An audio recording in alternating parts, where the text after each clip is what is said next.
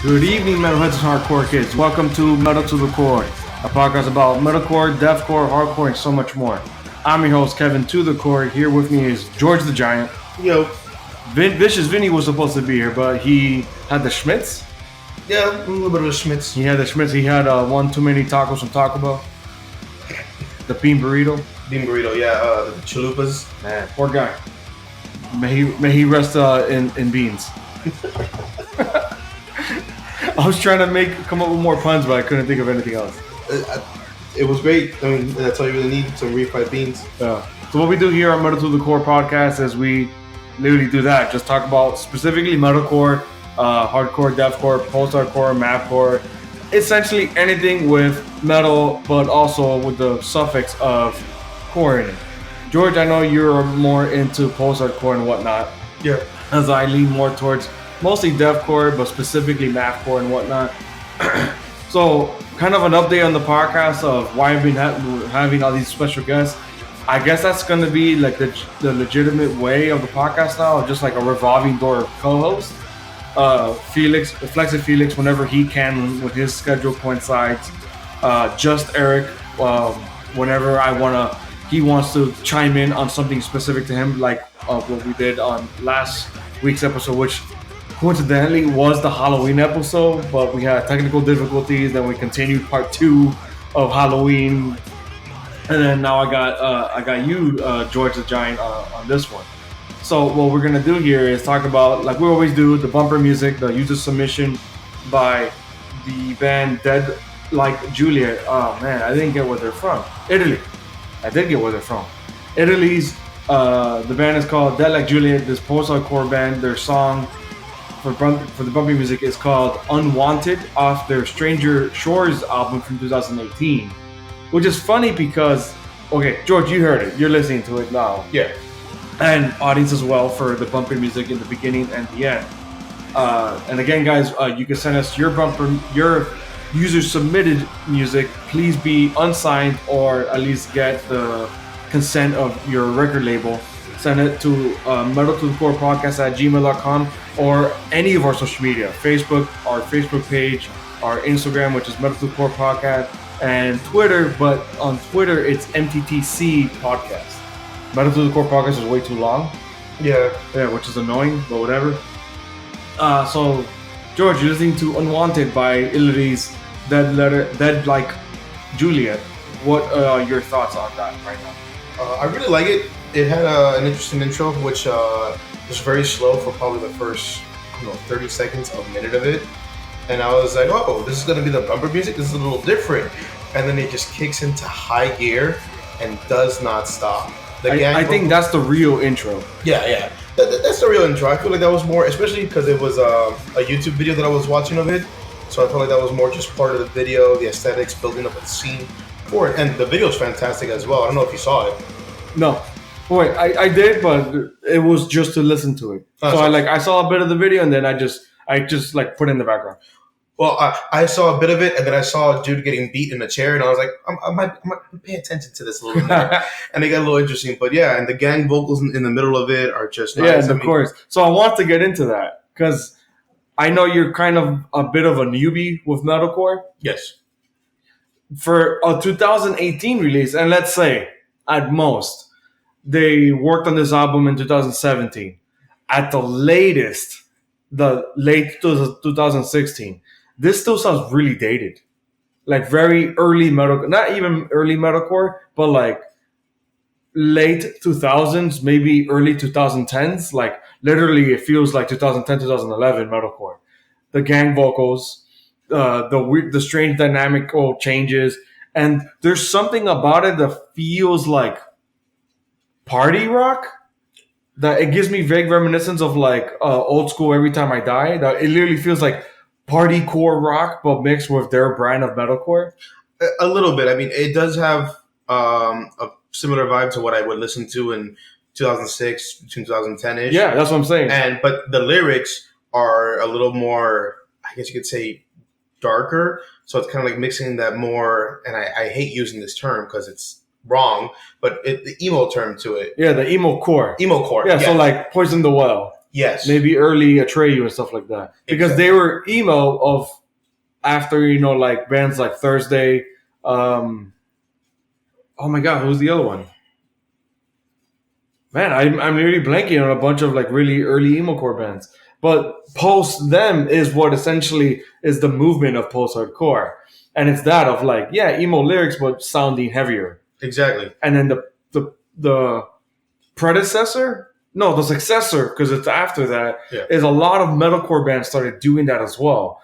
So not the Shadows Fall side, but more like the Killswitch Engage and all the Remain side, which that's peak metalcore, like mid 2000s, like exactly what you're saying, 2006, 2007, 2008 and 9 a bit. Once you get around 2010s, it starts getting into these weird trendier ones. Electronic core, crap core, and all this other crazy crap. All the cores. Yeah. So that, like Julia, it's cool. I dig it because it takes me back to that vibe. Exactly. Especially the gang vocals. I'm like, oh, this is cool. And then that party rock vibe, I'm like, I dig it. I dig it. It's cool. It's weird that they're from Italy to be sounding like this. Because to me, it's a very generic, not generic. It's a very on-brand thing for like American metalcore bands to be sounding. I mean, I guess I just haven't heard enough, right, to be able to make the distinction. Right, but you dig it, you like it. I like it, yeah, 100%. So again, thank you guys from that like Juliet. Their song was "Unwanted" off their 2018 album "Stranger Shores," which is a cool name. Yeah, no, cool name, man. All of it was cool. Band name, album name, song name, it was great. Yeah. So what we're gonna do here this week, which is what we typically do, is we review an album or two, and we get into our picks before that. But I kind of want to start restructuring as I'm getting into this new groove of constant co-host or whatever. So the picks, instead of one each of us, we're just gonna do one per category, and that we'll both give our thoughts on it, of a chug of choice, melody at the moment, and a wild card. Maybe an honorable mention here whenever. But then today, George and I will be reviewing both. So a double album review, the new Counterparts album, Nothing Left to Love, and the new Straight from the Path album, Internal Atomics. But we'll get to that at the bottom of the hour. What I really, really wanted to do with you, George, and you already know, is talk about the fucking awesome concert that we just went to on Saturday, which was seeing Counterparts and Straight from the Path. Yes, it was absolutely phenomenal. And for those who have heard me on the show, the one time I was on before, I am all about the Pit. And the Pit was fantastic for both Straight from the Path and as well as Burials. Burials was sick. They were really great, and there was actually an interesting incident that I would like to get into. But let's talk about the other bands too that were yeah, let's go by, like, I guess, an order of performance. Yeah. So the first one was, I'm assuming it's a local act, WLAL. Literally, that's their name. All abbreviated, WLAL, all capital and everything. They gave me, already from when they came on, I'm just like, who's Nonpoint? Yes, I agree 100%. They look like Nonpoint cross with like El Nino, if you remember them. No, not man, that was back in my heyday. But yeah, so this WLAL band sounded like a bit of Burials, but they were the perfect in between, which is another band on the bill. They sounded like a cross between Burials and Chamber. Yes. So they had a bit of the craziness of Chambers, but a bit of the very brocore-ishness of Burials. So when they came on, I was like, yo, I'm about this. This was cool. I agree. I was enjoying it. And I didn't even expect them because there were already so many bands in the card. When they came on, I was like, wait, this isn't Grey Haven. They're supposed to be the first band. Yeah, they were. Yeah, so it was. Yeah, the tour was announced as 5 bands, and I thought, I'm like, okay, that's it. It's a good amount. But damn, fucking 6 bands for our show, which was up in Margate. So I'm trying to think of, like, how do you explain them? Like, that's like northwestern part of South Florida. I mean, you're already pretty much leaving South Florida at that point. But it's still Broward County. Margate's Broward County? Yeah. Broward County is huge. Yeah, it is. Well, hell, Dade is bigger. The best way to put it is that it's about an hour north of Miami. Yeah. Well, even for me, which I'm still like the beginning of Broward County, for me it was only like 30 minutes, maybe 40. Yeah. So it wasn't that too bad of a drive and whatnot. What do you think of the venue before we move on to Greyhaven? Well, I've been to O'Malley's Sports Bar in the past for other concerts, That's right. We talked about that. and the venue has actually been changed a little bit. I don't remember there being pool tables. There's now 2 pool tables there.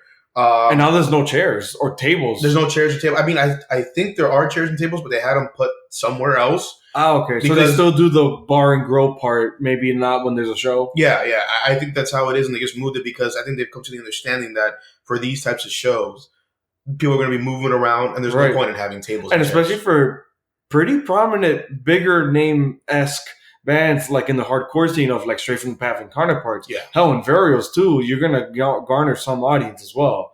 And it's funny because I got a good scope of the crowd, and a lot of people were wearing Counterparts and Varials merch. Yeah.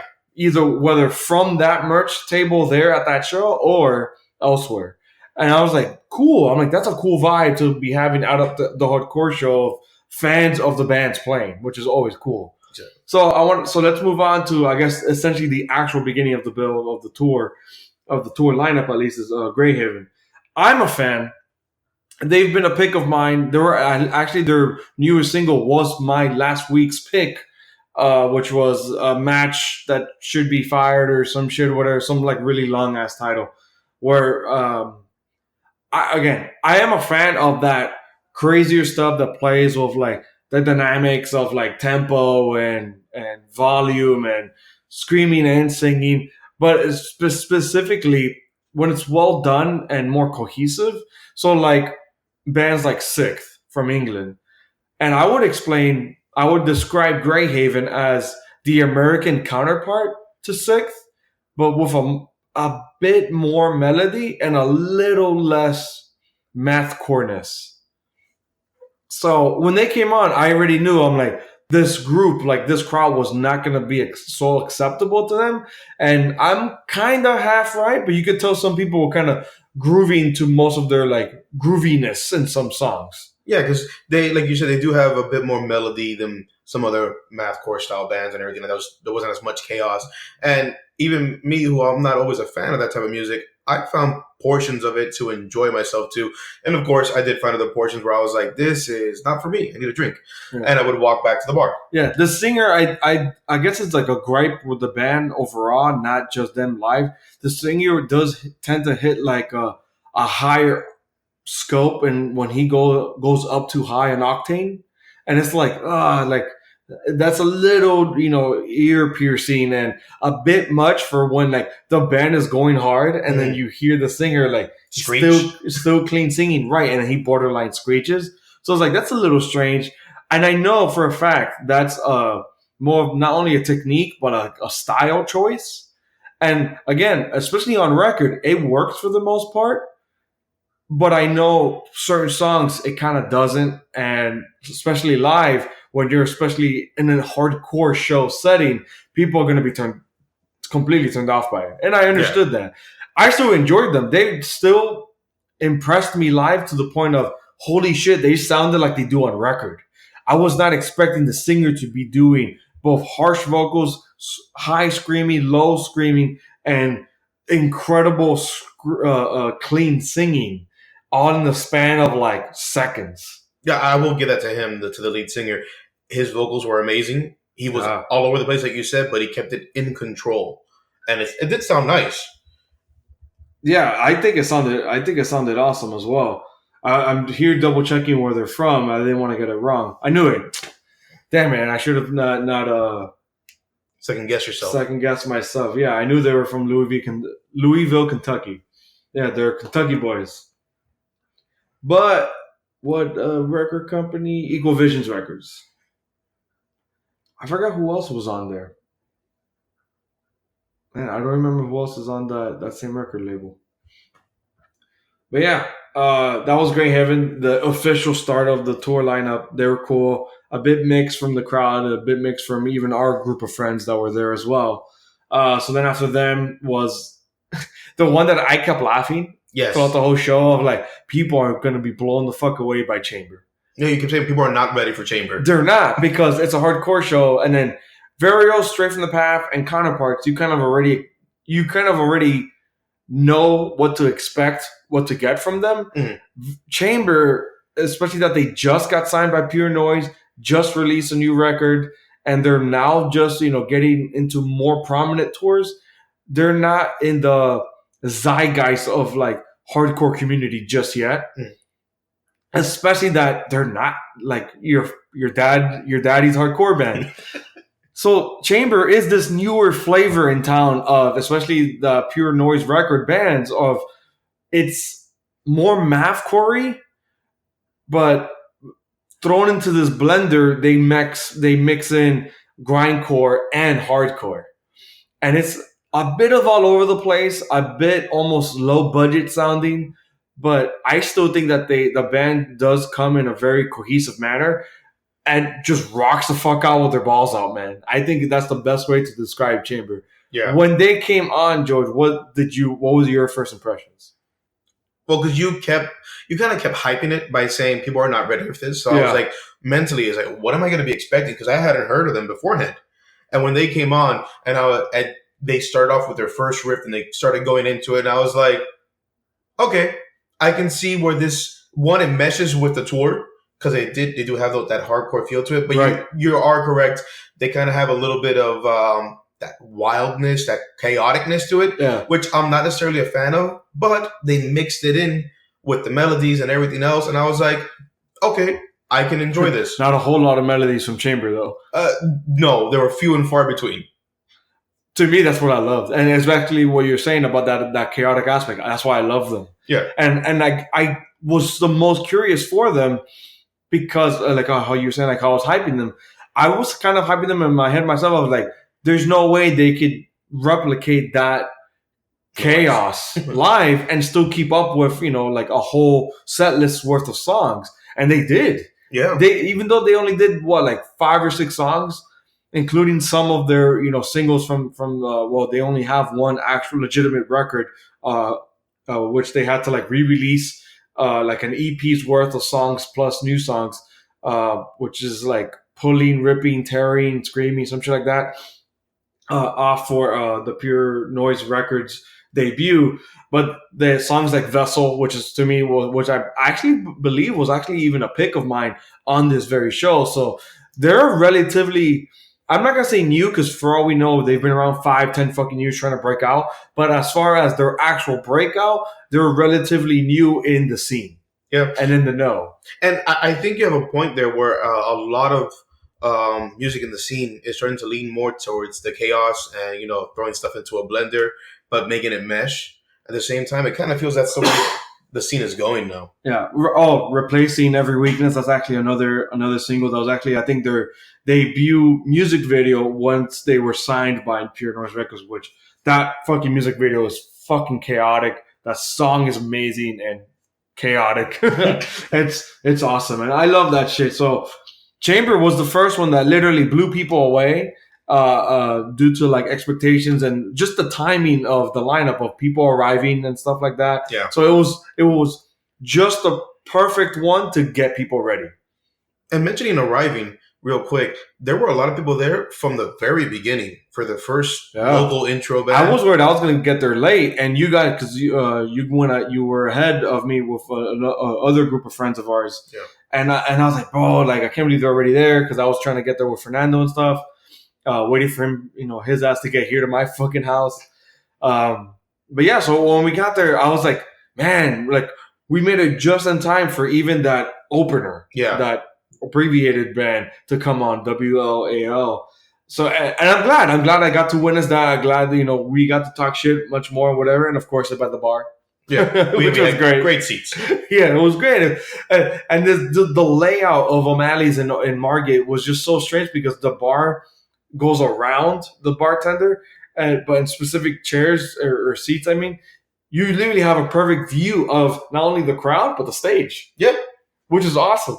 I digged it. I mean, we had 3 chairs there, and then you and everybody else was behind us, and we were able to, decently get drinks. Yeah, and I didn't want to stay seated long. That's why I was like, I'll go on once it's Chamber. And once it was Chamber, I did stand closer to the crowd, and I did end up more and more in by the time, it was counterparts, so I was in the right front with you. Yeah, well, you got in front. Well, we'll get to that. Yeah. So after Chamber was the kind of start of the highlights of the night, Yes. Varials, them Philly boys, and of course, in typical Philly manner, the Fight has to break out. a fight broke out, and not even a fight just within the crowd, but a fight against the crowd. It wasn't even the crowd. It was one particular person Yeah. that the crowd went against, and security went against everybody not knowing what was going on. So before we get to the fight, what did you think of their performance? Did you even like them before? I actually don't know what's your fandom for Varials. Never heard of it.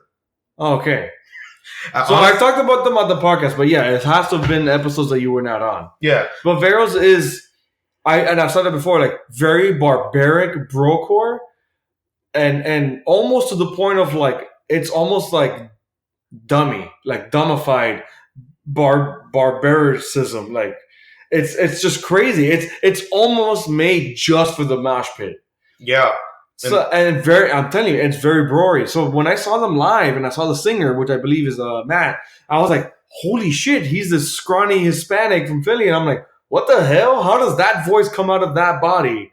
And once again, I was thoroughly impressed with that performance because once he started singing, he didn't do any of those like strange techniques that like some deathcore singers I've noticed that like, or hardcore singers, like they cup their mouths to the mic so they could get like a deeper sound with their gutter rolls. Yeah.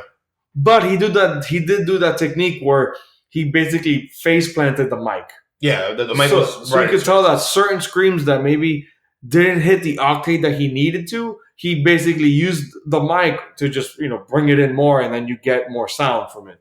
But that's being a proper artist, knowing the techniques to give you the knowing your weakness and playing to them. Exactly. Yeah. So I was a fan of Varials before. Hell, I've been a fan since before their Pain Again album. And I think that's where really their fandom really started, where they really hit. They broke out into the more brocore and hardcore scene, and especially that split from it was them and my God, why can't I remember anything? But they had a split. That's really where they broke out. But I think the most prominent breakout was the Pain Again album, specifically because of Everything to Numb. That song, everyone lost their fucking minds over because that was really their big hit. Off that album, Everything to Numb, and I lost my shit with that one. I think that's the one they ended it with, and that's how they ended their night after that fight and whatnot. So a big shout out to that singer because he recognized me. I didn't say it with Chamber. He also recognized the podcast as well by name. I'm not saying that like I'm famous or whatever, that they knew my face. I mentioned the band. God damn it, the podcast to these respective singers, the singer of Chamber and the singer of Varials. And both recognized the podcast, which is fucking cool. So shout out to them and whatnot. But yeah, so George, you saw a bit more of what happened in the crowd between the altercation between the singer of Varials and whatever the hell happened in the crowd. I was right in there for the pit, and I would have been pitting more people. And I was facing it. More people would have been pitting if it was not for this one person, because there's always that one guy. Yes. Who he was purposely swinging for people's heads. People who were just like in the front row, not even a part of the pit, he would, jump into them and stuff like that. And then at one point, you don't do that. Yeah, you don't. It happens. It's funny how it's a part of the hardcore culture, and I fucking hate that. I can't stand that. Well, the lead singer of Varials didn't like it either very much. But I think the part that kind of threw everybody off was when this dude kind of like sidekicked, like Jackie Chan style, to a girl who was there moshing as well, and like hit her in the gut and knocked her back like 5 feet. Bro, that's crazy. And she landed like right in front of me. Like I helped get her up and like, are you okay and everything?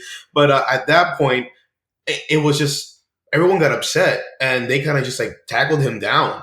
They were done with him. And then the lead singer of Varials, he literally after jumping off stage, getting into the Travis. I wanted to get that right. Travis Tabron. Yeah, he jumped off stage. He, separated everybody out. He told security, hey, it was this guy, not these other people, because security wasn't sure what was going on. Yeah. They're breaking everybody up, trying to get everybody out. They're getting their lay. They're just seeing the altercation and just trying to make the peace before it gets any worse. Yeah, you have like 5-8 people on top of one dude, and you're like, security has to take care of that some way.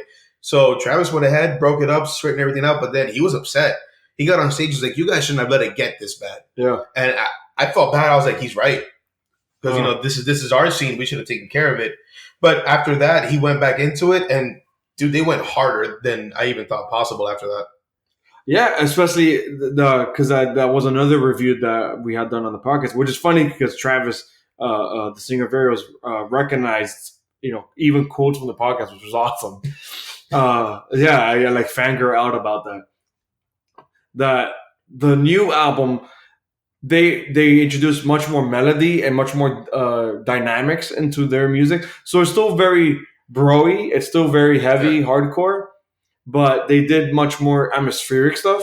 So they essentially experimented to their detriment, which was awesome. I'm always up for that. And it's funny how the singer even explained to me like, oh, some fans said that like, oh, how they sold out and how they're dropping their sound or whatever. It's like, no, I still think it's them. It's just they're moving toward a direction, and I think they've been planting those seeds since the Pain Again album, which is funny because that's the breakout album of theirs. So to me, In Darkness was like their natural progression, and seeing those songs live was fucking awesome, man. Yeah, it was. It was so I good. Against I, no, I Suffocate. They did live. That was amazing. I have to go through it and see which ones were which, just because in the middle of the pit, you're hearing the music, you're going out to it, but you don't recognize the names of songs It's and everything. any of the mid pace songs. That's why I say that like I don't want to say that they slowed down because none of those songs are soft or slow, No. except for maybe part of one, but it's on the album they didn't do it live. But the majority of their newer direction is very mid pace, but still heavy. So it's like slow and sludgy. Yeah, which is still great for the pit. Fuck yeah. I mean, you want that sometimes. You can't go 1,000 miles per hour the whole time in the pit. You'll burn out way too quick. Hell yeah. So I guess like they understood that. And it was and I was a little bit it was my minor gripe with their performance. I was like, man, I really wanted them to showcase more of In Darkness, the album. And like they should have done like Romance. Well, I mean, Because they wanted to Romance- take care of their fans. No, it's just Romance is a song from that album that a lot of people are very divisive on.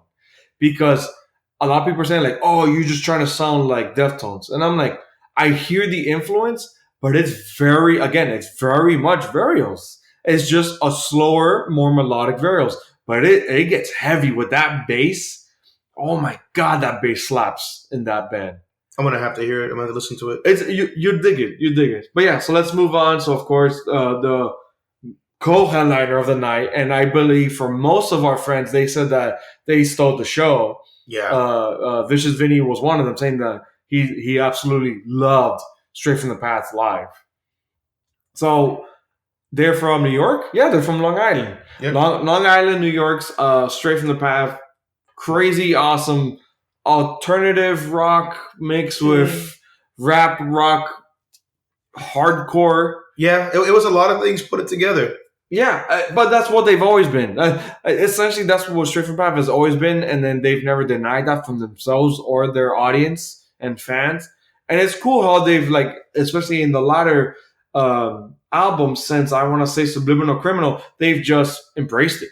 They're just like, yeah, we rap, or yeah, we do some groovy, hardcore punk vibes here and there and whatnot, and crazy beehive guitar sounds and shit like that. And it's cool. I think since that album or later, they've had a new bassist that, bro, he grooves, man. They've gotten so funky. It's, to me, incredible. It adds such an awesome layer to that band. I was front row for them, like right up there on the stage. Oh, that's the first one you went to? Yeah, I was just all the way. Dope. And you're right, that bassist, he was in it. He was just jamming out in the zone. The whole crowd was bouncing. Yes.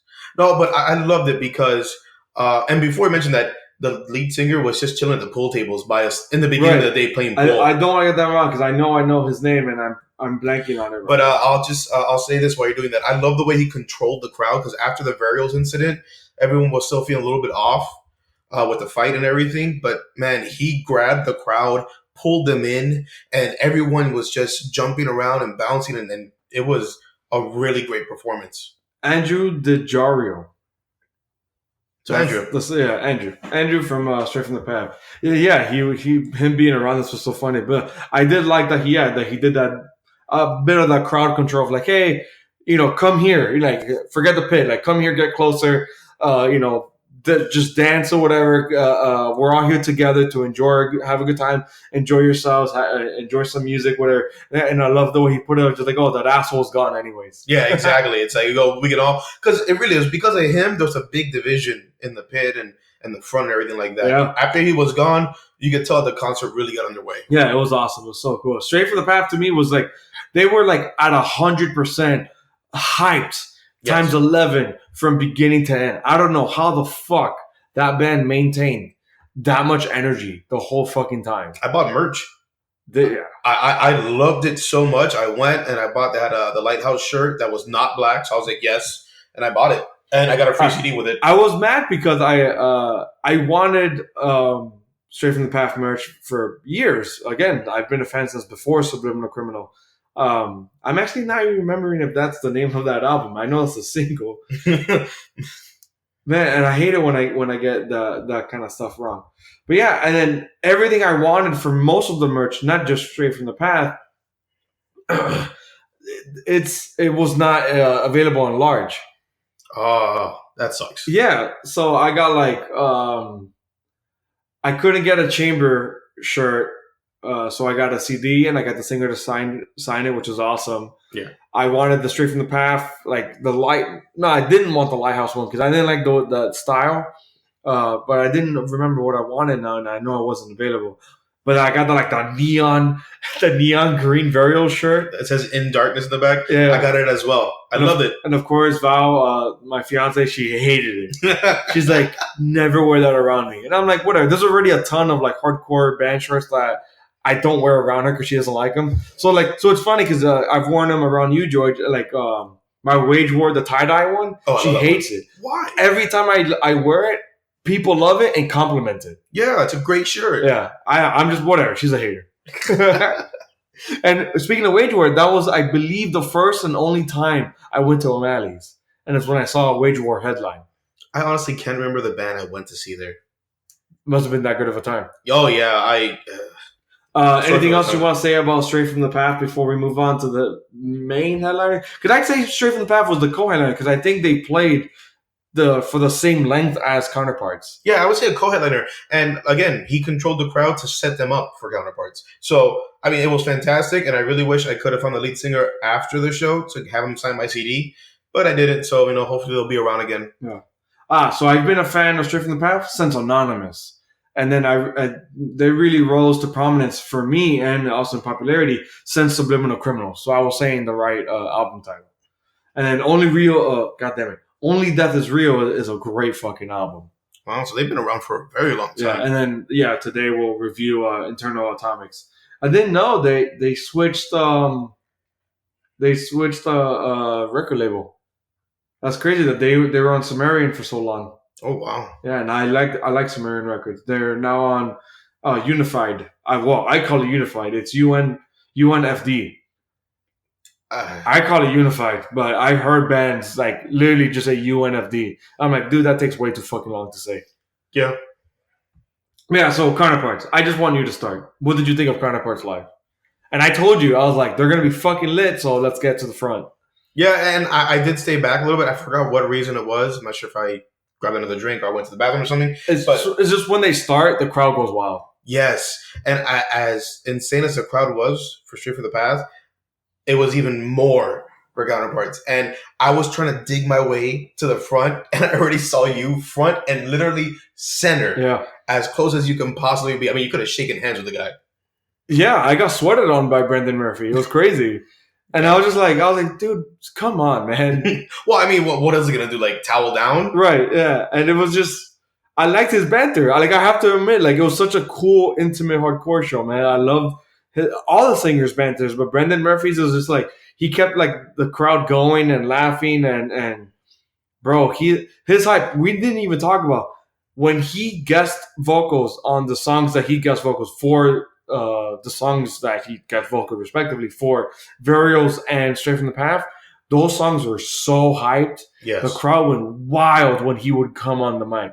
So that's why I told in our secondary group of friends like Robert and his group, I told him, yo, don't leave because Counterparts is going to be lit. And they left. Well, I think I saw Robert Leaf, what, like 2 songs into it or 3? Yeah, he wasn't about it. I mean, still saw enough that to have enjoyed their performance-ish. Yeah, at least he stayed for the beginning of But it. yeah, so to your point of like when the fuck I got to the front was as soon as they started with that like interlude from the new album of Nothing Left to Love, which I believe that one's Love Me. Yes, that is Love Me. And then it leads into I think the title track, Nothing Left to Love. So then they did that intro of Love Me. That's like when the crowd wasn't really like getting anywhere yet, so they weren't like moving it. Mhm. And I literally bum rushed the crowd, and I went straight to the fucking front stage, and I literally physically moved people. I bet that. So I could just get there to that speaker and be right in front of the singer. I wanted to be closer to like maybe like guitarist, drummer, but I was like, whatever. Brandon Murphy is gonna be good. But yeah, so their performance, I've seen them live. This was your first time witnessing them live, right? I want to say yes, but I had some deja vu moments where I was like, I feel like I've seen them before. Maybe like a Warped Tour or something? Maybe. Because they've played there before. Yeah, they played Warped Tour. I've probably seen them. Yeah. So, okay, at least in an intimate setting that you could remember. Yeah. Witnessing them live. How lit was it? On a scale from 1 to 10, it was like a 12. It was 1,000 miles per hour, and you were just going in. I mean, there were those moments where there were like a little interlude. He would speak and everything, where they were getting things ready, changing pedals, or like the more melodic parts of some songs. Yeah, but I mean, everyone was going in. Even like the 5 foot tall girl next to me with the bob was going in hard. It was Vicious Vinny lost his shirt. I never saw that happen. When did he do that? So me and you were front and center, and he was off to the left side of the stage, right, by the speaker. He was literally next to a speaker, just getting blasted with sound. Yeah, and then I would look over and be like, okay, he's there. I point up at him. We'd like throw hands in the air, and then at one point the song went on. I think it was like the third song. I looked back at him, and his shirt's missing, and I was like, I guess he's enjoying himself. And then our buddy Fernando ended up right behind you and me too. And I was like, when did he get here? Oh yeah, that I have no idea either. That man just sneaks up on you. He's quietly, so silent. too. Yeah, quietly. Just poof, he's there. Dude, I have no word for counterparts. They're just so fucking good. They're incredible. I remember now when we saw them at the Pure Noise tour. They were the headliner. Oh yeah, that's right. We did see the Pure Noise. No, they weren't the headliner. They're the co-headliner with Stick to Your Guns. Yes. Yeah, that's right. And that wasn't even that long ago either. That was like a month or two ago. A couple of months. Right? Someone will correct us. Yeah. Oh, wait. And then that's the one when I came onto the Metal to the Core podcast for the first time because we talked about that concert. That show, yeah. Wow, man. We're getting old. Yeah, bad memories. I blame the alcohol. But yeah, fuck yeah. So that was our great time at this fucking show. You didn't get any Counterparts merch. I didn't. The merch that they had there, the one thing I did like was not in my size. So the same problem I had with like Chamber and Straight from the Path. Yeah. Yeah, so I only left with the Chamber CD autographed, the Varials neon green shirt, and I bought the Counterparts dad hat. You did get the dad hat. And that's my first dad hat, and I didn't hate it. It's dope. The olive green really brings out the seriousness in my eyes. Sure, Kevin. But I like how because the front has like the Counterparts, like the halt symbol of the circle with the line through it, diagonal. Is that stop sign or halt? I think it's more of like a halt symbol. I mean, it's more of a like do not. Yeah, it's more like a do not symbol. Fine. Yeah. Since I want to say tragedy? No, I think it started from like when they were promoting You're Not You Anymore, which I still think to this day is my favorite Counterparts album. And it's become more and more prominent in their like symbolism. Like it's become like their symbol. Down to like there's even like a little like cartoon now, like that's like their mascot. It's that symbol with like limbs and like eyes. So it looks like a little Dare cartoon. It's weird. Yeah. So then that is in front of what is pink and palm trees. Yeah. So I was like, oh shit, cool. It represents like Miami. I'm like, I'm gonna fucking buy this. This is awesome. I liked it. Yeah. Nice. And the back saying, just Counterparts and like it's the most generic, like default hardcore font. It's just Arial black. Yeah. I mean, That's as deep as it gets. Yeah, so it's cool. For my first dad hat, I thought that was cool, and then and all you guys like complimented. I was like, yeah, I got a weird shaped head, so like snapbacks tend to fit me very strangely. I have to do that weird like snug over the ear thing. Oh, you go over the ear for your snapbacks? I have to because then it doesn't feel right at the top, and then I have like a bunch of empty space at the top. I got like a weird egg shaped head, man. So then I guess this dad hat trend came at a perfect time for me. Yeah, there you go. But I'm not a dad yet. Just yet. Yeah. So that was the show. We're finally going to move on. And damn, we're fucking 40 minutes in and we still got 2 albums to talk about. But luckily, we only got like 3 singles to discuss. Again, we're going to divide them with our picks of something heavy, something soft, and something weird. The way we brand that is Chunks of Choice, Melody to the Moment, Wild Card. We sometimes do an honorable mention, but not today. Besides time, we just really didn't have one. So I want to, with each category, I'm just going to throw it to you, George, and you just tell me what they were. What is both of our Chunks of Choice? Amir, Pig's Ear. That's their single off. I can't read with the mic in the way. But I actually have it on right now. And, well, you tell me, how did you feel about it, since you know more about them and their music? It sucks because I really wanted Vicious Vinny on this to get what his thoughts on it, because I believe that was his first metal quote-unquote show, which was the one that we went together with Amir. Did you go to that one, or was that me and Fernando? I've been going to almost every show with you for the past 2 years. Yeah, so maybe you were there. I don't remember. Who else was there? Sanctioned, Amir. I can't remember who else, man. I honestly don't remember. That show was such a blur, but Amir just threw it fucking down.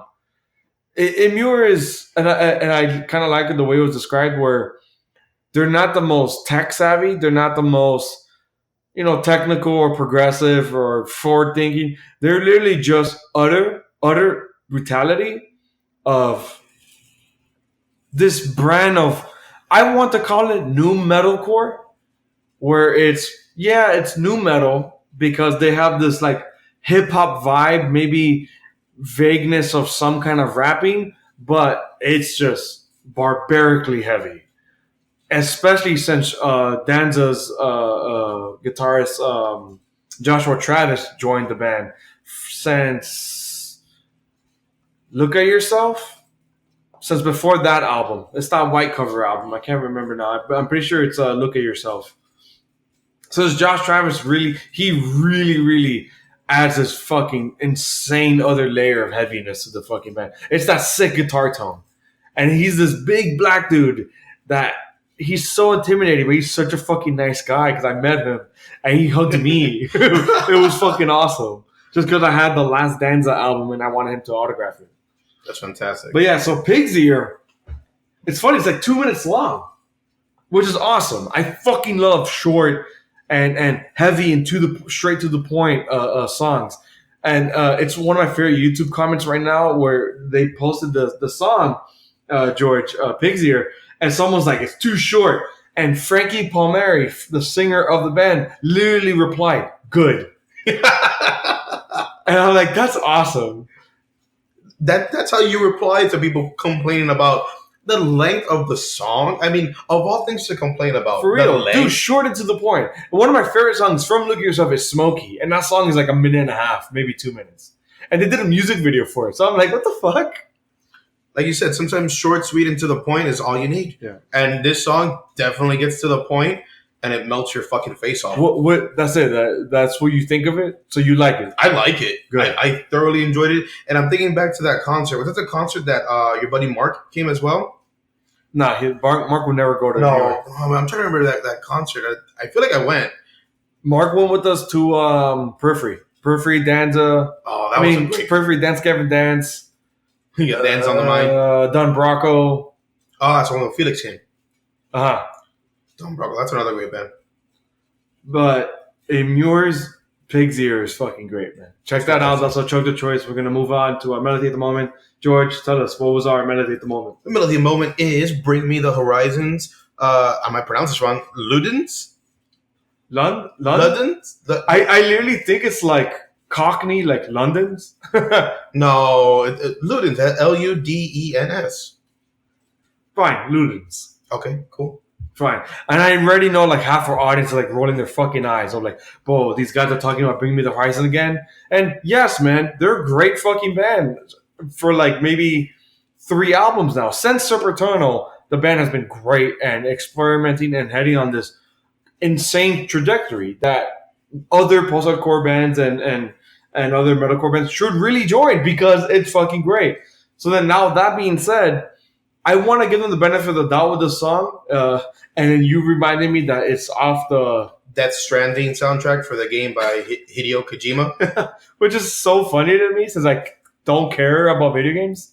Well, I mean, for the gamers out there who are also metalheads, that they'll know where it's from, and they'll know it's a big deal. So it's funny because I wanted to give them the benefit of the doubt because the song was getting shitted on by even imagine. fans of the new stuff, and I think it. I don't want to say it warrants it because I want to give them the benefit of that because they literally only had like 5 or 6 days. They essentially only had a work week to do this song. So it's like, you know what? To me, the song is passable. Yeah. It feels like a rejected song from their last album, from Ammo, and that's it. That's literally all my thoughts on it. It feels like a rejected Ammo Sessions song that never was supposed to be released, and maybe what is that? Maybe it is from that session, and then all they did was just tweak it and throw it. Make the deadline for this fucking video game soundtrack for Death Stranding for PlayStation. And you know what? Again, it's like, fine. For a week and still make a pretty passable song, it's not that bad. It's not that bad. It's not anything like hard or heavy or anything like that. I mean, but it's nice. It's enjoyable. And it's a little long. It's 4 minutes, 40 seconds. But for something generic, it's long. Yeah, but it's for a video game, so I can understand where they have a lot of different parts of it where it's going to get chopped up and played in different sections in the game. Especially with the very strange, choppy electronic aspect. Yes, which being a person who likes electronic, I was okay with that. But I can understand people who don't like electronic. They're going to be like, what the fuck is this? Yeah. And I get it where people are going to be upset about it, but it's enjoyable. And, if you want to give something a try, listen to it. Maybe. An aspect that I really want to go back to is that why it feels like a rejected song from the Ammo album. Mainly because they're screaming on it, and in the Ammo, the last album that came out this I believe February, which is great by the way, and check it out. If you don't like it, fuck you, that's fine. They're screaming on it, so Ollie Sykes is screaming on it, and it's like.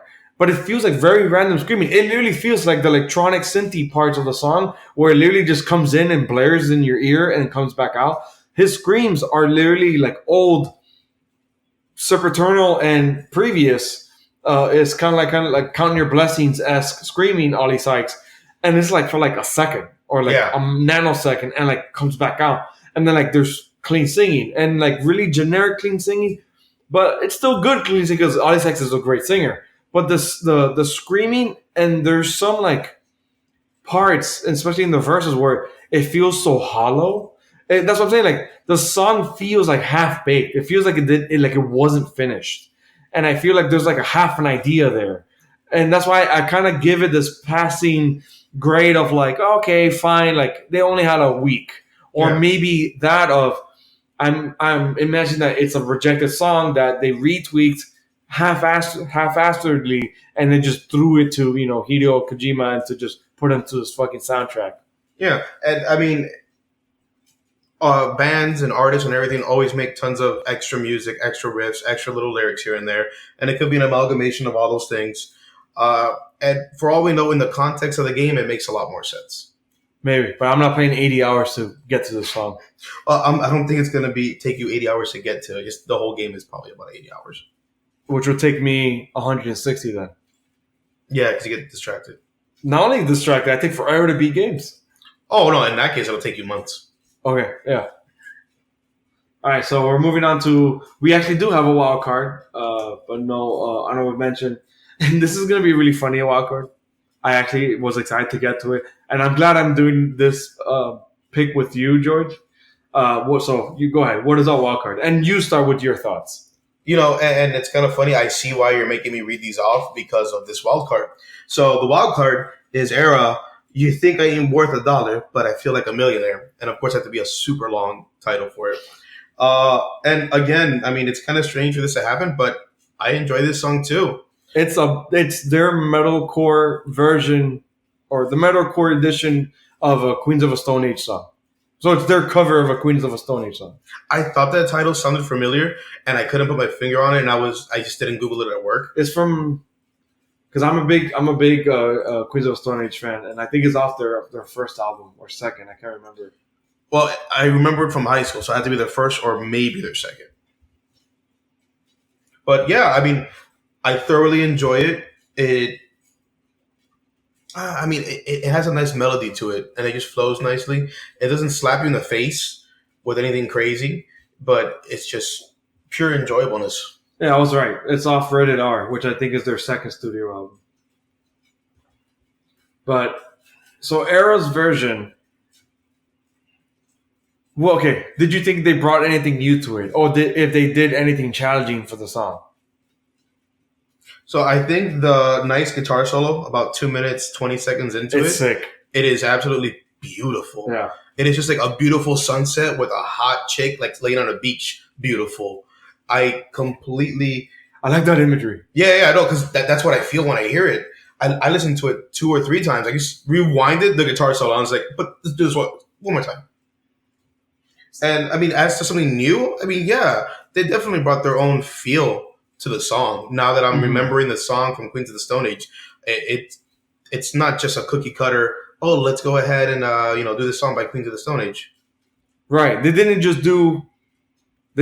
cover the song and then just like gentrify it. Exactly. Which is their brand of metalcore, which Era at this point is so infamous on this podcast because of Felix's hate for them, especially in their on again, off again clean vocalist of not on again, off again, but like the whole good cop, bad cop aspect of a screamer, and then the music slows down for the clean vocalist. And Felix really hates that, which is funny because he likes clean vocals.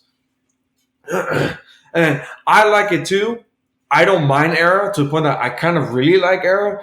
But I see the problems with it to the point that it's become more and more prominent with their latter stuff, especially after the Neon album. So I was already not too thrilled about this cover, being a Queens of a Stone Age fan. And I was like, dude, come on. And I was imagining, I'm like, they're just going to gentrify it. And I heard it. They did gentrify it, but they kept almost the original spirit of the song of I Feel Like a Millionaire. And that's like, okay, cool. So there was like, it was bouncy. It felt like party rock, but with their brand of like genty metalcore. Yeah. And I was like, dude, I'm so about this.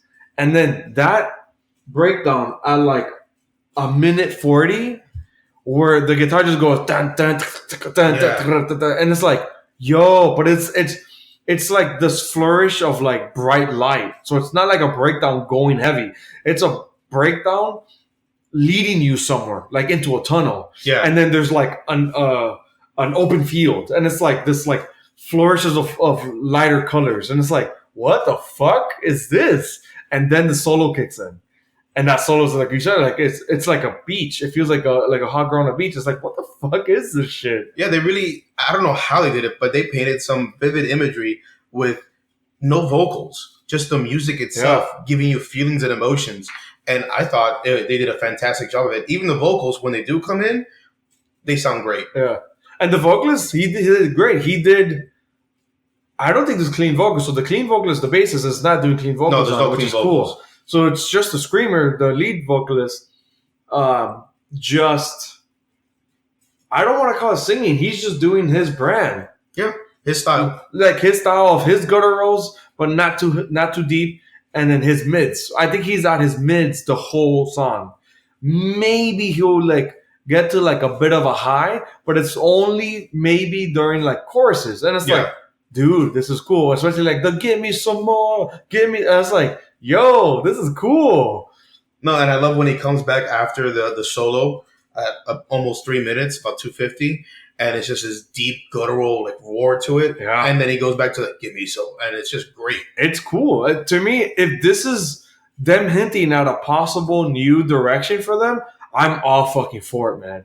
And I hope, and I really hope, and I think Flexi Felix would really dig it. Yeah, you should give it a listen. Yeah. So again, that was Era. That was our wild card. Era is the song, their Queens of Stone Age cover. You think I ain't? Jesus Christ. You think I ain't worth $1, but I feel like a millionaire. Thus, since I'm a Queens of Stone Age fan, and Queens of Stone Age fans just call it, I feel like a millionaire. Yeah. So we're gonna finally move on to our double review. So we're gonna start first with Counterparts, and then end the show with our review of the Straight Path. So first, let's get through the Counterparts album, Nothing Left to Love. I want to start with you, George. First, your overall thoughts. No, before that. Okay. Going into it, I already knew that you were kind of a fan of theirs. What was your pretext for the band? It's like, I know most likely I showed them to you. Yeah. Where did that fandom start? Like, which album did you lean more towards? And before you checked out the newest album, Nothing Left to Love. Tragedy Will Find Us. Uh-huh. The 2015 album. That's the one where they really, really peaked. Yeah, I thoroughly enjoyed it. And that's the one with Choke. Yes. Rope? Or was Rope on Burn, Tragedy? Burn and Tragedy, of course. Yeah, and I love it. All the song titles are just one word, just simple, actions or thread, resonate. And I mean, I ever since you showed them to me, I've listened to I add them to my playlist where they come on every now and again. And every time it comes on, I'm like, damn, this is really good. Who is this? And I check, and it's them. Yeah. And I'm just like, well, I mean, there's something here. To me, they're that pioneered band of, I call them the melodic hardcore equivalent of like As I Lay Dying. Yeah. Because As I Lay Dying is like one of those pioneers of that style of metalcore, of the heavy metalcore, especially of screaming and clean singing during choruses. But that they did it so fucking well, so early and before other bands. That's kind of like, man, why? Why would I listen to other bands when there's already, As I Lay Dying or Counterparts already doing it that well? So Counterparts did it so well since, like, The Current Will Carry Us. I think even before that. With that brand of, like, throaty hardcore vocalist singing, but screaming, but with literally melodic hardcore music, and then still some cool breakdowns and just the most emo, but really, really like gut wrenching titles, lyrics, and phrases sung before, screamed and sung before like a breakdown. So it's like they I wouldn't say they pioneered it, but they really did it so well that any band that came after them literally was just trying to carbon copy them. Yeah, they carved their own little niche in the genre. No, they didn't carve it, but they certainly solidified it. Yeah, that's a better way to put it. They solidified their niche. So Counterparts, I think they've been on this incredible trajectory since not only The Current Will Carry Us, but since, Tragedy Will Find Us, which is the one that you're leaning more towards. And I think 2017's You're Not You Anymore is a fucking masterpiece. And I think since that album, they've really peaked for me. To the point of like, dude, where the fuck do they go from here? Because that album is perfect. With Bouquet. Well, of course, I'm forgetting song titles now. Bouquet, Swim Beneath My Skin. Like, incredible, like, anthemic songs that we just saw them live. Yeah. And those songs were the most screamed and sung along at least. Yeah, I mean, the crowd was just singing their bloody hearts out. Arms Like Teeth is possibly one of the most heaviest Counterpart songs. So, Haunt Me, Thieves, Rope. Bro, that album is fucking killer. It's stacked, 100%. It is. It really, really is. So I couldn't think that they would top it. And then singles started coming out for this new album, which is, my God, Nothing Left to Love. Yeah. So, okay, now the pretext out the way. George, what were your overall thoughts? Then we'll get to nitty gritty. What were your overall thoughts of Nothing Left to Love in the scheme of things for Counterparts discography. So it was a strong album in my opinion, but I still kind of lean towards Tragedy We'll find this. Will find us. But just because this one kind of felt a little more emo. No, that's how you described it to me, and I wholeheartedly agree. It's just I hate using that term because it's a term that's used incorrectly and in a negative fashion way too often. But I think I understand you, and I hope listeners out there understand you. Like where it leans much more in this like raw emotion, yes, and like in a literal crawl space of sadness. Like that's where I literally think Brendan Murphy crawled into like a Harry Potter-esque, like little cabinet in under the stairs, and that's where he wrote the lyrics to this fucking album. Some of these songs are, and it's crazy because you'll have this great guitar and drums and everything's going hard and heavy and fast, and then you pay attention to the lyrics and you're like, dude, like I want to cry or something. Yeah, and it's hard. It's a hard album to get through. And it's funny, I just compared it to other albums. It's actually a short track list. It's only 10 songs. Yeah. So my overall thoughts on it is I think it's the worst Counterparts album on their discography in a long time, which is sad because I love them.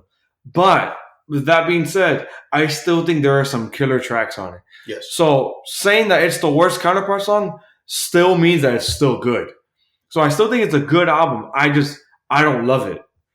For exactly the point that you just made, George, it's the most emo, and like I said, like it feels like this like crawl space of like sad emotion, where it's like, man, it's the perfect album to listen to when you are depressed. Yeah. But when you're not, and you're not feeling it, it's like, dude, I don't want to feel this way. And so again, some songs are fucking killer. Wings of Nightmares. Amazing. Is amazing. And when they did it live, it was fucking incredible. I lost my mind. Another one that's fucking incredible live is Paradise and Plague. Yes. Paradise and Plague also live was fucking amazing. Now, tell me, did they play Your Own Knife? No. Because I absolutely love that song and the way the breakdown is and everything in it. It's funny, I hate that song, but I only like the breakdown part, which is towards the end. Yeah. But that one has a little more noise to it, a little more chaos. I thought you would actually like it. Yeah. So okay. So let's get to the nitty gritty. So that interlude it's not really an interlude because it's in the beginning. What would that be called? The intro. In the intro track, "Love Me." I think it's cool. It sets up the mood for the rest of the album pretty well, and I'm like, okay, cool. I'm in it, but please don't be this the whole album. Unfortunately, it is. Yeah. But what's cool is in the flow of the album, it's followed by just bangers of exactly the ones I said. Wings of Nightmares, Paradise and Plague. And then The Hands That Used to Hold Me is the kind of the beginning of where the emo-ness starts. Yeah. And then I think the last single was Separate Wounds. And when I heard that one, I did not like it as a single. I was like, what the fuck is this? It's very different. Very melodic. And again, they've played with melody because they are a melodic hardcore band. And they've played with like slower breakdowns. I actually don't even think there's a breakdown in Separate Wounds. No. And I think there's actually like a cleanly sung part. Not cleanly sung in the sense of, conventional clean singing, but in the sense of Brendan Murphy and maybe some gang vocals. And then, once I got to like Your Own Knife, I had to take the album off. So I couldn't even finish it on my first listen. On my second listen, I went straight to the last ones, which was like Cherish, Imprints, and even now I can tell you, I don't recognize either one of those. Cherish, maybe, because I think Cherish, it's one of those that's like when you're listening to it, you're like, oh, which one's playing now? And I'll look at it, I'm like, okay, Cherish. And then I'll instantly forget it. So it's like, it's a forgettable banger where it's like, it's good, but it's like, I don't remember it. I like the intro to it because it's just the drums going in. Yeah, but that's why I would dig it. Exactly, you love your percussions. Imprints I don't recall. And it's funny. I really wanted to get to this one. Ocean of Another is possibly one of the more emo ones on it and like the most melodic. But I really dug it. Like it's something about it where I was like, I felt the genuinely... like the general depression of it and the general, I don't know, it felt authentic. It felt like Brendan Murphy was really authentic about this one, where he screamed in the right moments. He not so screamed in others because Brendan Murphy doesn't clean sing, but the band went melodic and really atmospheric in parts of like where it felt very fitting. Yeah. I don't know. Do you recall that song, George? Yeah, Ocean actually, of Another. I put it on right now as you were talking about it, just to kind of give me that refresher for it. And to be honest, it reminds me of some of the emo core stuff from back in 06, 07, 08, Yeah. when and this was like when I was going through a dark period, and I was trying to find all the emotional music I could find, and even the middle part where they're just banging on the drums, clap, clap, clap, and then just going with the gang vocals and everything. It's sick. Yeah, You know what it is? I think because it reminds me, it's vague reminiscence of certain songs from between You're Not You Anymore and Tragedy Will Find Us. Yeah. I think that's why. It sounds more in the middle of that. So that's why I kind of dug it more than like Your Own Knife and Cherish and whatever. And then again, Imprints, I honestly don't remember. Nothing Left to Love. I'm even like face palming right now. It starts off super soft. Yeah, and it's the title track, and I kind of understand why. If let's say you would have shown me this and told me this is what the rest of the album was gonna sound like, I would have been like, get the fuck out of my face. But then after listening to the whole album, Nothing Left to Love is the perfect summary of the album, where it is the most sad, most depressing, most melodic, but while the most screamed. So it's like it's the most all over the place in the sense of like it's every aspect of Counterparts tenfold, but in this like blanket of depression.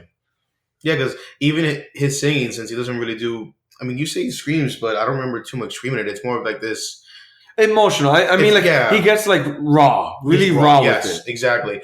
And because of that, I mean, if I would have heard this when I was in high school, it would have vibed with me 110% because you can feel the pain in this song. And it's funny because hearing it on the record, I was like, bro, no. But then live, it was a banger. I was like, they really went hard for this song because they did the intro, which was Love Me, faded into Nothing Left to Love, which is the last track on the album.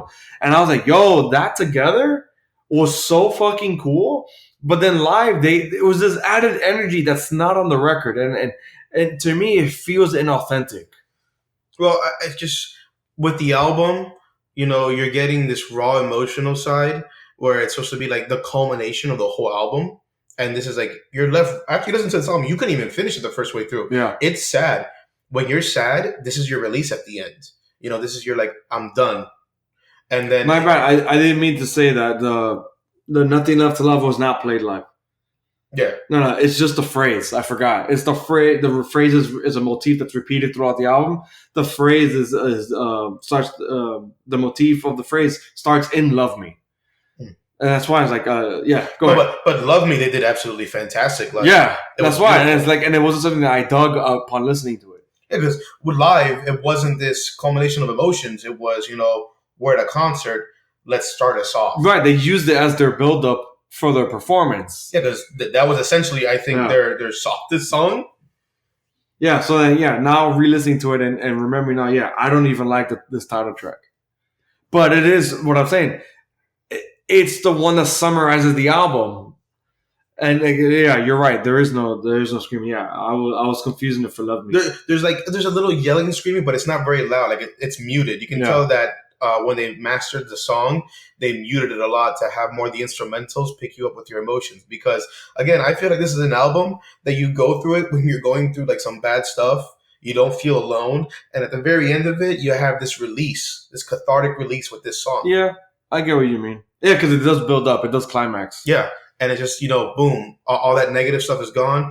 I can go ahead and keep moving forward. Yeah, but to me, all I did was like, since I listened to that back half at a separate point, all I did was go back to the beginning and do the Love Me and then, the same fade of the first three songs and whatnot.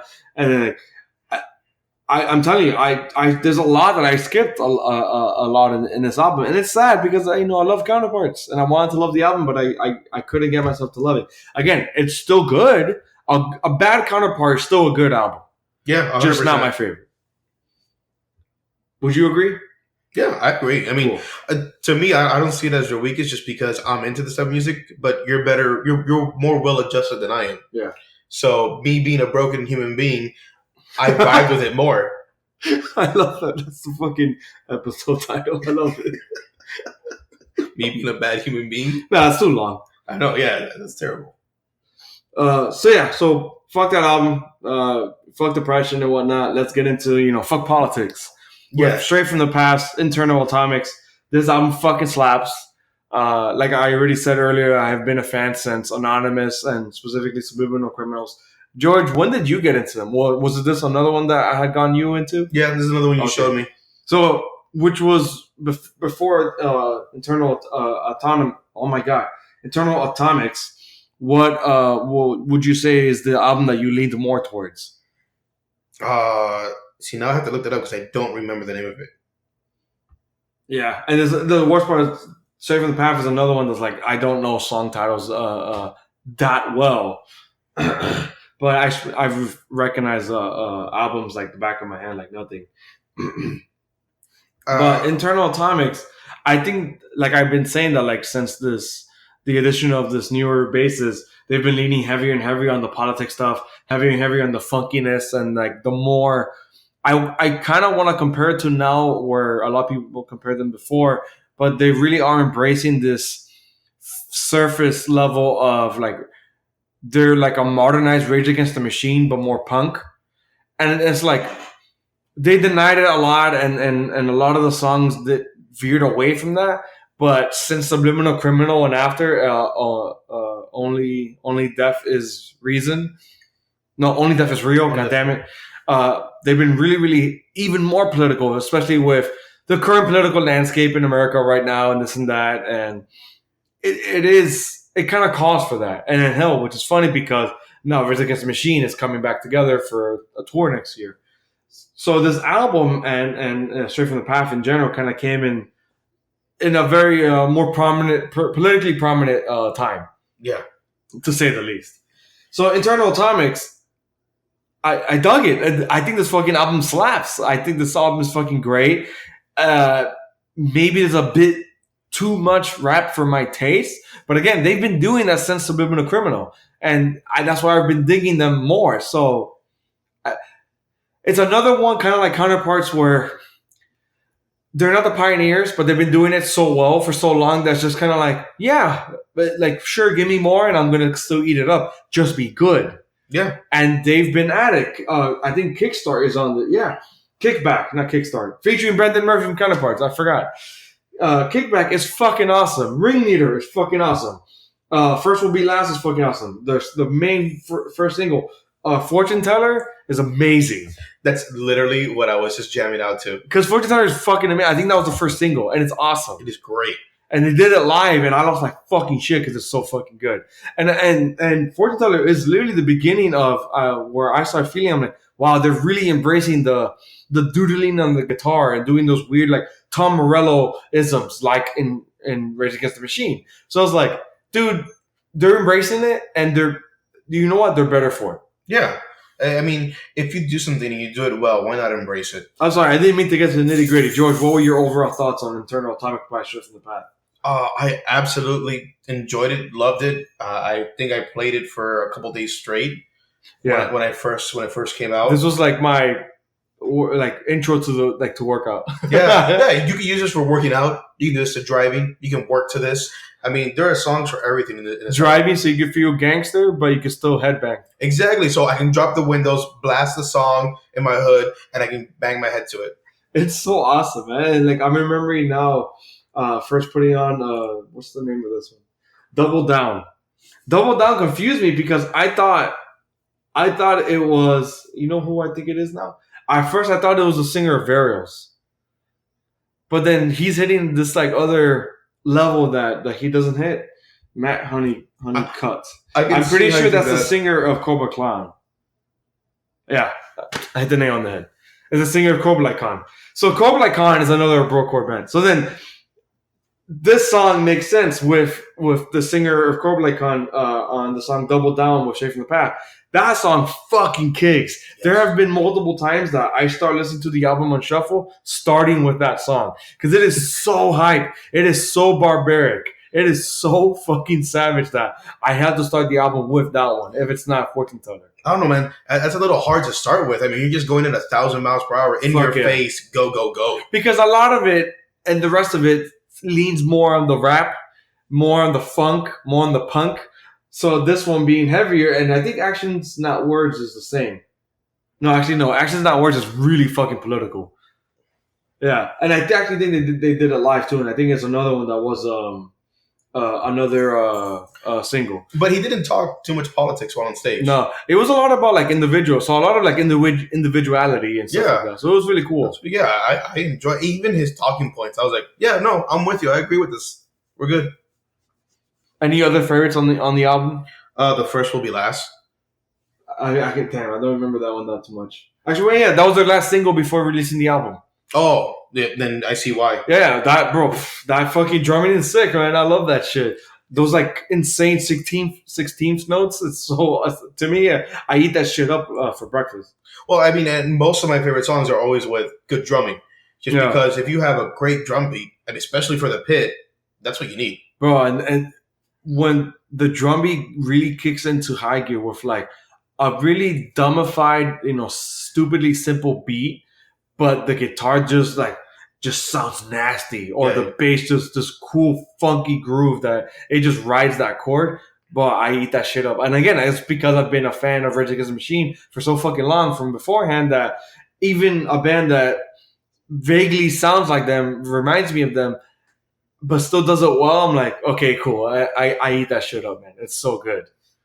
So I get why Straight from the Path doesn't work for everyone. It's not for everyone, because I get some metalheads are probably, rolling their eyes even now, if you haven't tuned out the episode by now.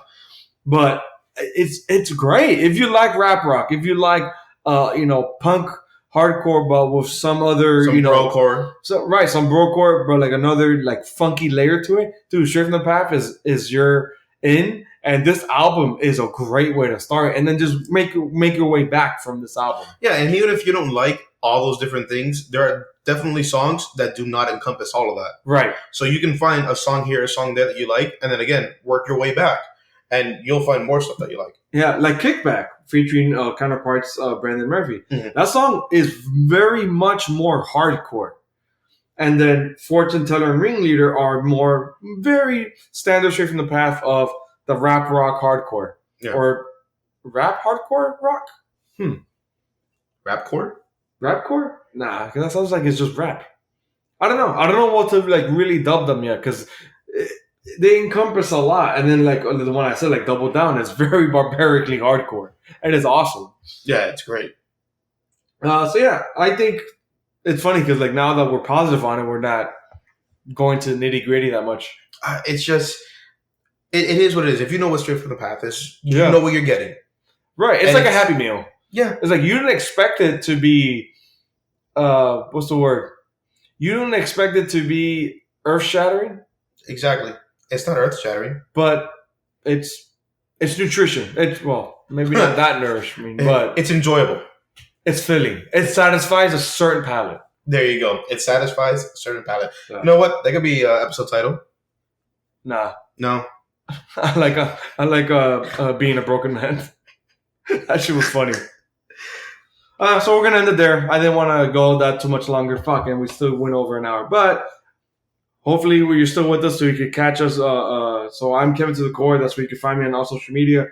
Follow the podcast on all social media as well. Which I believe I said in the beginning: Facebook, Instagram, and Twitter. So that's your band music, and again, enjoy. Oh my God. Dead Like Juliet, the bumper music. Thank you guys. Shout out to Italy. Shout out to Eric, Just Eric, Fletcher Felix, Vicious Vinny, and you, George, the Giant. Thank you for coming on here. Yeah, it's great to be here. Maybe one day me and Felix will be on at the same time. So you can talk shit to him. Yeah. All right, guys. So thank you. Until next time, which not sure when that's going to be because I'm getting married. Yay, congratulations. Thank you. But I don't know when I'm going to have time. Let's say it's a holiday hiatus, and you'll probably see him in December or hear him in December. For sure. Yeah, I'm not going away. Just I don't know when I'll have time to record again. I think he's getting married next Friday, Yeah, and then you have the honeymoon. and then the afterwards. honeymoon. I'm going to be in France for specifically Paris for a week.